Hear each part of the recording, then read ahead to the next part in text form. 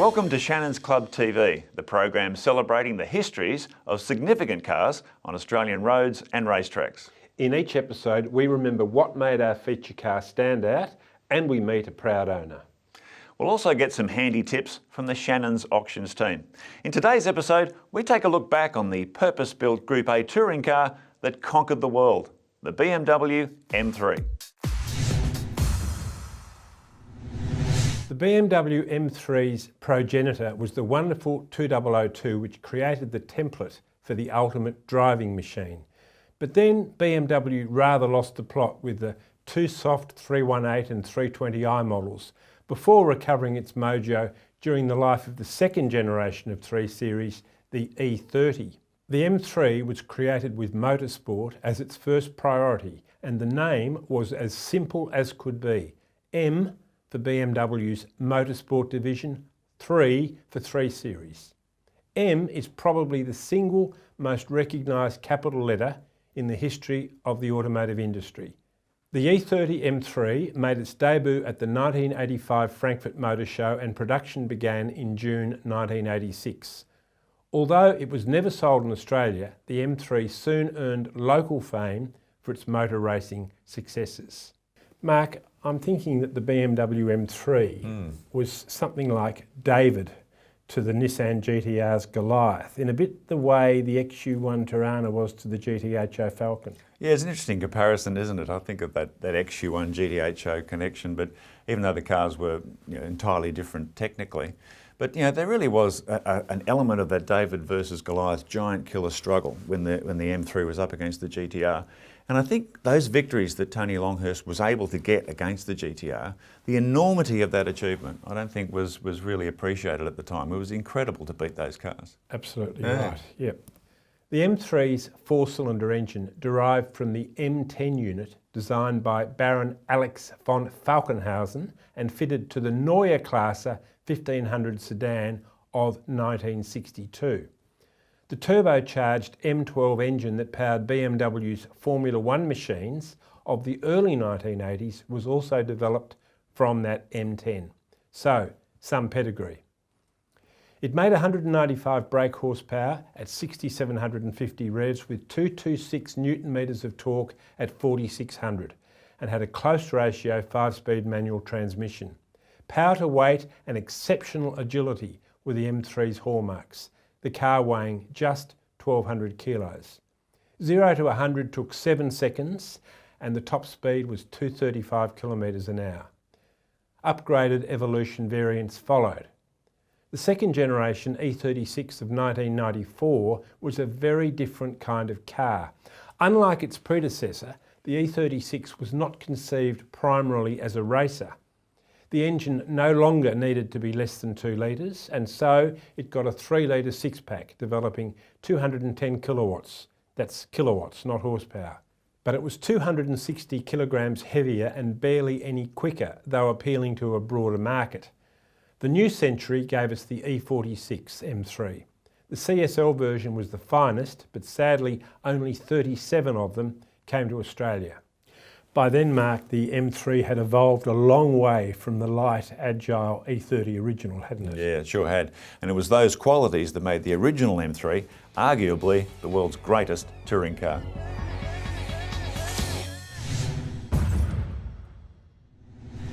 Nothing in BMW's trophy cabinet could compare with what its E30 M3 achieved in 1987. In its first year of competition, the M3 won the Australian, European, German, French, Finnish and Dutch touring car championships. The AMSCAR series finished first, second and third in the Spa 24-hour and claimed the driver's title in the first and only World Touring Car Championship. BMW was the first manufacturer to produce a car specifically for Group A touring car racing. The original E30 M3 was a brilliant design that combined crucial performance factors like engine capacity, minimum weight, tyre width, weight distribution and suspension design in one cohesive package that exploited the complex Group A rules to maximum effect. On paper, the M3 had all the ingredients to be a dominant class competitor. However, prior to the start of that historic 1987 season, BMW Motorsport director Peter Floor gave a hint of the company's higher expectations when he said it was, quote, quite conceivable it will be a winner on some tracks. John, Mr. Floor will always be remembered as the master of understatement with that comment, I think. Yes, the thing about the M3 was it was just the perfectly conceived, balanced race car, wasn't it? All the ingredients were there in the right measure. Yeah, it was the ultimate giant killer, and BMW knew it. I mean, you know, when they're coming up against turbocharged cars, particularly, the really amazing thing about the M3 was it had so much rubber on the road relative to its size and weight. So its tyre wear was virtually non-existent. You know, it was just consistent. Incredible car. Fantastic. Yeah. The 1987 Australian Touring Car Championship was won by Kiwi Jim Richards in a works-entered M3, with major backing from tobacco giant Amatil through its famous JPS brand, and prepared with the immeasurable knowledge and experience of Frank Gardner. It could be argued that Richards' ATCC victory was the M3's toughest national championship win in 1987, as he faced the unique challenge of defeating not only the turbocharged Ford Sierras that were also competing in Europe, but also V8 Commodores and factory-backed Nissan Skyline turbos, and mostly on shorter, tighter and bumpier tracks than the European circuits it was tailor-made for. The 1987 title was an enthralling two-car fight between Richards' M3 and young gun Glenn Seaton in his Nissan Skyline, which wasn't decided in the Kiwis' favour until their nail-biting final round clash at Sydney's Oran Park. With 4 wins to Seaton's 3, Richards was a deserving champion, and it was the high point for the E30 M3, arguably the world's greatest touring car. Don't forget, you can find your favourite car club or event on the Shannons Club website.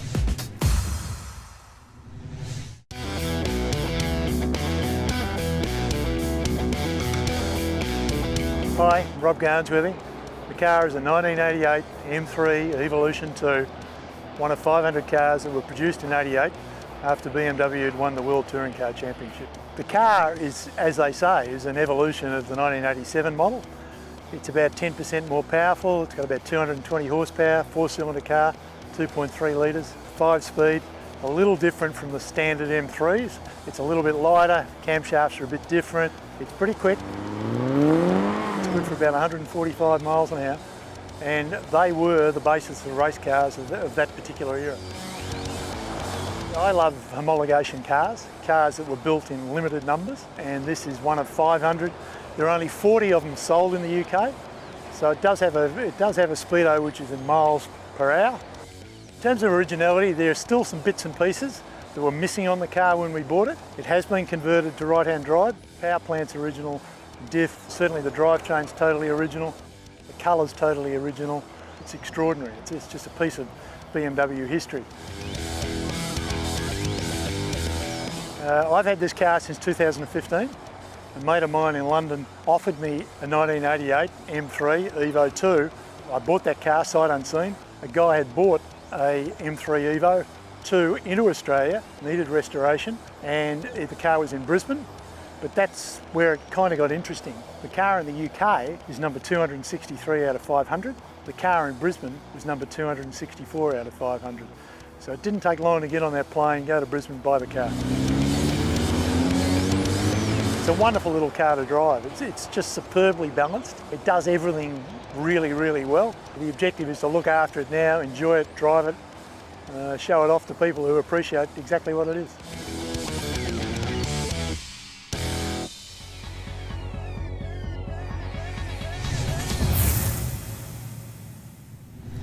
Well, Shannon's National Auctions Manager, Chris Borrabon, joins us to talk about the first 3 BMW M3s. Welcome to the show, mate. Hi, Mark. John. Christoph, the first 3 M3s, they were really the pure ultimate driving machine, sort of in the tradition of the wonderful 2002. A fairly light car with a very powerful engine, 2-door body. Yep. That seemed to be the formula of the M3. It was unique to BMW, wasn't it? Look, it was. I think that really that first E30 model, we've seen it over the years now, that the prices have really grown.